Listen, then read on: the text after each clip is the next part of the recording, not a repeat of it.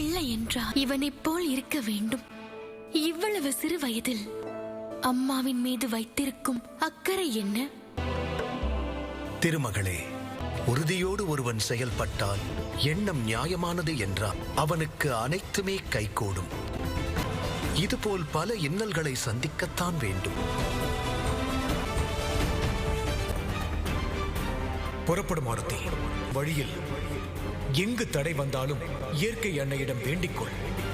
அவர்கள் உன் குழப்பத்தை தீர்த்து வைத்து விடுவார்கள். வழிகள் கிடைத்திடுமே. எனக்கு வழிகாட்டியதற்கு நன்றி இயற்கை அன்னையே. அன்னை அஞ்சனையும் தந்தை கேசரியும் எனக்கு ஆசி வழங்குங்கள். அஞ்சனி கண்டனம் சன்பாரு பேருமலை இவனுக்கு இணையாறு. ஒரு படை மோத வரும் போதும் ஜானெஞ்சனவன் வெல்க ஞானானுமன், வெல்க ஞானானுமன்.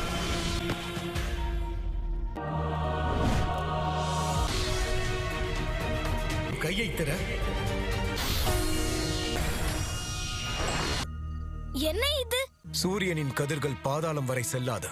அங்கு நிச்சயம் இது உனக்கு உதவியாக இருக்கும். கையில் இருக்கும் இது ஒளி கொடுக்கும்.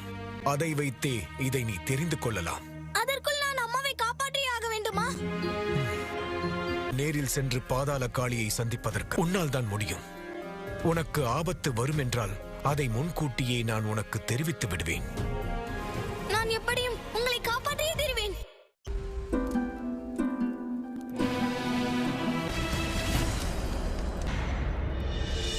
அஞ்சனையின் பாதங்கள் நிறம் மாறுகிறது.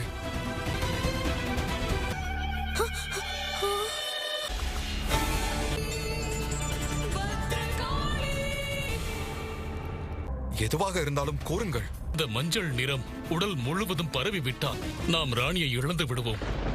ஜாம்பவான் அவர்களை வரச் சொல்லுங்கள். அவர் தவத்தில் மூழ்கியிருக்கிறார். அப்படி என்றால் அஞ்சனை என்ன இது? மறுபடியும் இங்கேயே வந்து விட்டேன். தம்மால் இன்று வரை எத்தனையோ உயிர் காப்பாற்றப்பட்டுள்ளது. என் அஞ்சனையை காப்பாற்றுங்கள். இந்த நிறம் முழுவதும் பரவி விட்டால் பிறகு எவராலும் காப்பாற்ற முடியாது. இல்லை, என் அஞ்சனையை இழக்க மாட்டேன். என் உயிரை கொடுத்தாவது அஞ்சனையை காப்பாற்றியே தீர்வேன். இந்த மாயை எப்படி வெல்வது? மனதை ஒருநிலைப்படுத்த கற்றுக்கொள். அது உனக்கு அனைத்தையும் தெளிவுபடுத்தும். அம்மா சொன்னதுதான் சரி. என்னுடைய மனதை அங்கும் இங்கும் அலைய விடக்கூடாது. எதற்காக தாங்கள் யோசித்துக் கொண்டிருக்கிறீர்கள்? ராணியாரை காப்பாற்ற வழி உள்ளது மன்னா. விரைவாக சொல்லுங்கள். அரிய மருந்தாக விளையக்கூடிய நீலமலர் உள்ளது. அது நாகவனத்தில் தான் அதிகமாக விளையும். அங்கு எவராலும் செல்ல இயலாது. அது மிகவும் ஆபத்தான இடம்.